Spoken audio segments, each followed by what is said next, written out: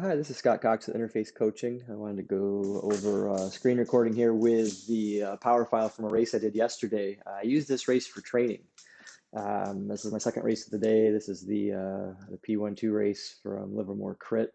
Um, and yeah, I was out there, but like a lot of athletes, like, well, I raced 40, I think 40 minutes was the first race. And it was hard at times, but yeah, it's like, okay, I'm out here, I might as well jump in another race and have some fun. And I've got some goals down the road, so I use this for training. But then let's think about what kind of training did I actually get in this ride. I believe I rode this race as hard as I could, bridging solo to breakaways I missed. I was in every breakaway, I think, almost every, or if I wasn't, I was chasing it down and trying to tow the field with my teammate back to it.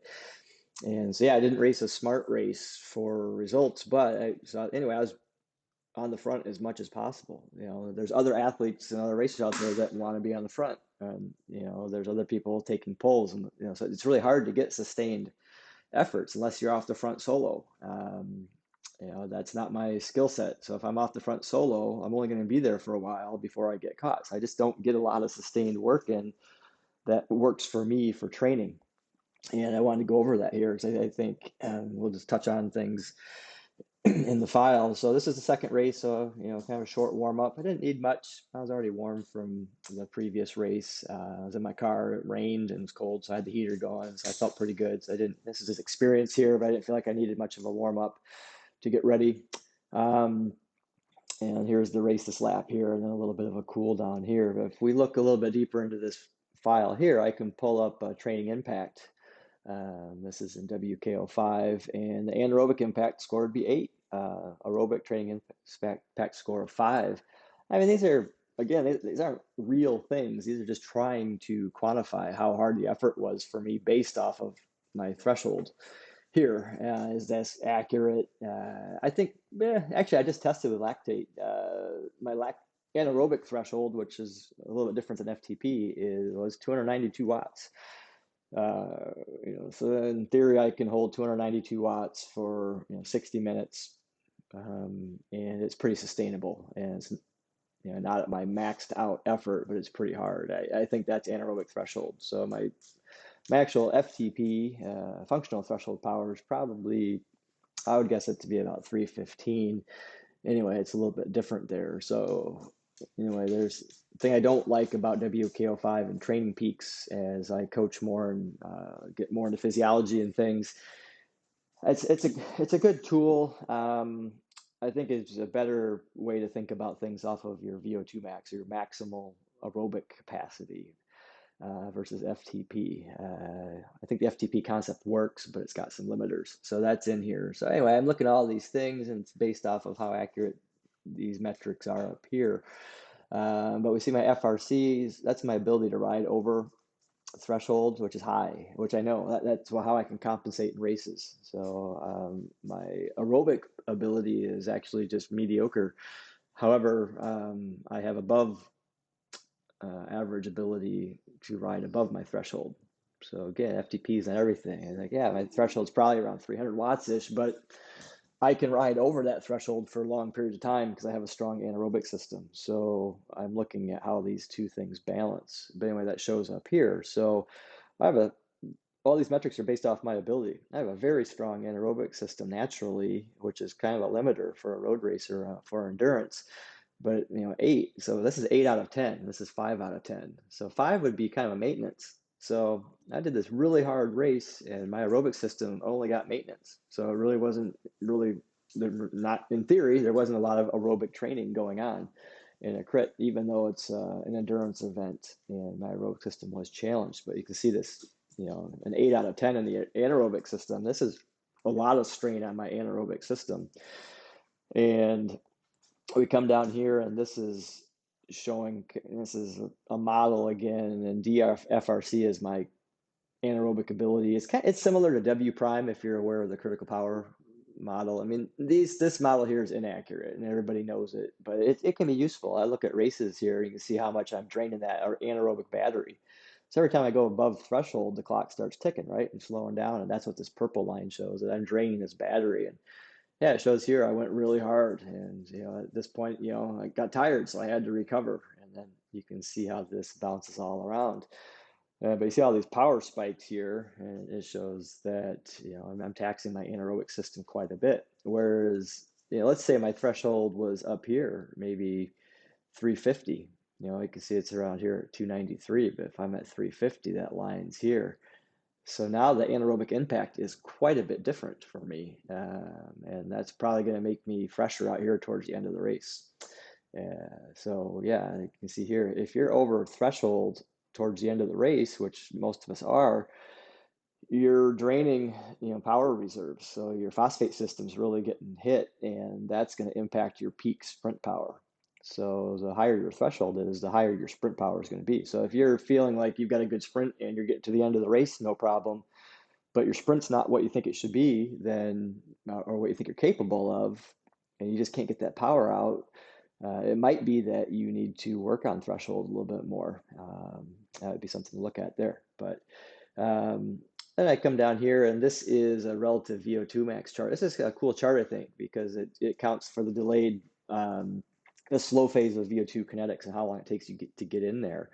You can see that my power is up here in yellow, but then this blue line is how much time I'm actually in these VO2 kinetics. And again, it's a model, so is this really what's happening in my body? No. Is it similar? Probably. We can see that I get 4 minutes and 40 seconds at over 95% of VO2 max. So, and just under 7 minutes here at 90%. So if I'm out doing a VO2 workout, I'm targeting 10 to 20 minutes here. So even though I did all these hard efforts and I'm really straining the systems and riding hard at times in this race, I still am not accumulating consecutive minutes here because of the dynamic nature of the race. So again, this is what I would consider for VO2 max training, it's maintenance. So my aerobic system, again, VO2 max falls under that. This is a maintenance workout, even though it was really hard. So I'm just not getting a lot of that. But if I think about anaerobic abilities, even with my strong anaerobic system, so someone that's got a weaker anaerobic system, who's probably better at time trialing and has a higher threshold, they might be at a 10 for this race, right? So anyway, what I hope this shows is that this is really hard anaerobically, and not so hard aerobically, and I'm not getting many gains here. So in my training, I need to look at this side here, and how much more of this do I need this week? The high end comes up pretty quickly. A little of this kind of work goes a long way. Do I need to do any buffering kind of workouts? Because that's the other thing that's happening here in the file is, yeah, we could talk about threshold, aerobic and anaerobic, but it's also about lactate tolerance. My lactate levels are probably really high, so my body's learning to deal with that. And lactate's a byproduct of things, so it's not a good or bad thing. It just lets us know what's going on in the cells. So there's a lot of acid being formed, and hydrogen ions in my muscles. So my muscles become more acidic, and your body's trying to buffer that. Your body doesn't like to be in an acid state. And so that's that lactate buffering or buffering that's happening. So there are a lot of positive things with all the on and off work here and some neuromuscular components, and then combine that with pack skills and racing. But again, I'm really not getting sustained efforts here, and I'm never emptying the tank for my anaerobic system. So I'd argue that even my anaerobic system, is getting maintained. That's debatable there, but basically I'm not getting a lot of training in here in a race where I rode really hard. So I am getting some extra volume and time in, and this is training, but am I getting the specific training that I need for my later goals? And I say yes on some things and no on others. So here's some cool charts I can look at. We just pull up here is this auto marks what it can, high intensity interval. So if you're out doing a structured workout, this is going to highlight red in a lot of your intervals. If you're targeting short, intense intervals, but you can see this whole race, I get one thing, and that's again the model, so it's not completely accurate. But if we're trying to use this model and try to make educated decisions, I get one effort, and it's 32 seconds at 641 watts. So I get I get one quality interval in this whole race. So yeah, it's, again, there's quality training in here and there's benefits, but there's a lot of things that are getting missed. And going out and doing 30-15s or 40-20s or 30-30s is going to be superior for training my anaerobic system and even VO2 than this race would be. Let's look at what we think are VO2 max intervals, and that comes up in this chart here. Again, this is based off of the model, and that whole race, I don't get one. There's not one. So there's not one sustained effort in here where this model, based on the parameters I've given it, thinks that I've done a VO2 max interval. So you can see there's no steady work in here, even though at one point I was in a breakaway. I can't remember where that was in the race. Seems over here. Here there's a little bit of effort. We can see that might be a little bit consistent, but there's just not much sustained work. Let's see. I was in an earlier race too. Let's see. Let's pull that up. I've got it highlighted. Yeah. Yeah, here. I mean, there's some sustained work right here. Looks like I probably bridged to something with my fading power, but I'm just not getting anything that the model thinks are. Here we go. There is one. Yeah, so 2 minutes at 330 watts. If I'm doing a workout, I'm trying to train that system with my current abilities. At 2 minutes, I'm targeting 400 plus watts. So I get one interval that's really not that high quality for what I need. So anyway, yeah, it's a good workout. There's definitely positive things happening here, but there's a lot of things getting missed that I want to think about. And then we look at, there's a heat lamp too, or heat map, which I kind of like. You can see the times and zones and my heart rate. And my heart rate was pretty high in this race. I'm getting a lot of tempo and a lot of threshold. That's pretty common for a crit because it's short. I like that I'm spending some time here. It tells me my aerobic fitness is pretty good. I'm recovering from things. But if I could switch this right, so I can get more time and tempo, and with more aerobic fitness, then I'm going to feel fresher here for the sprint later in the race. But you can see it's just a lot of red, a lot of hard, short efforts, but maybe not, the best training. I think there's a thought about, training specificity. You want to train just like your races, and I would argue that a little bit. Yeah, there's some of that, but that's probably more psychology. I'm doing things in workouts that I want to translate into racing, but I'm not doing a lot of on-off work, especially if I'm racing. If I haven't raced in a while, I'm going to do some of that to get that buffering and just feel that pain of going again before I'm full recovered. So part of it is psychological. But if I'm racing often, that's really it's rare that you're going to see that in any of my workouts. 40-20s or 30-15s. Tabatas, whatever you want to call it. I just don't do much of it. I don't do much of the high end either because I'm getting a lot here. My limiter is aerobic, so I'm doing long, slow rides, and maybe some sweet spot.